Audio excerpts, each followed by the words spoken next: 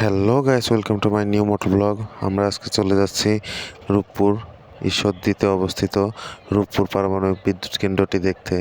আমরা আজকে রূপপুর পারমাণবিক বিদ্যুৎ কেন্দ্রতে সামনে দিয়ে যাব, সেই সাথে উপভোগ করব কুষ্টিয়ার বিখ্যাত লালন সেতু এবং তার সাথে রয়েছে হার্ডিং ব্রিজ।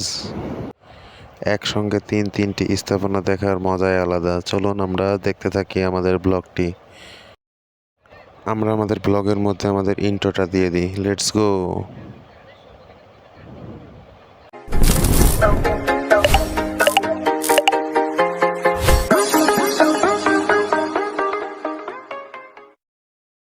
আমরা এখন চলে যাচ্ছি কুষ্টিয়া টু পাবনা হাইওয়ে দিয়ে। এটি বাংলাদেশের অন্যতম একটি ব্যস্ত সড়ক। তার মধ্যে আমাদের সামনে পড়ে গেল ভেড়ামারায় অবস্থিত তাপবিদ্যুৎ কেন্দ্র। এটির কারণে ভেড়ামারা আরও অতি বিখ্যাত।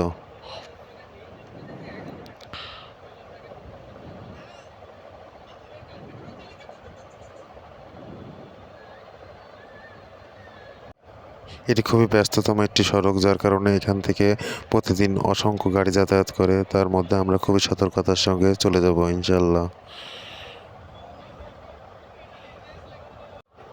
আমরা খুব শীঘ্রই উঠতে চলেছি আমাদের সেই কাঙ্ক্ষিত লালন সেতুতে।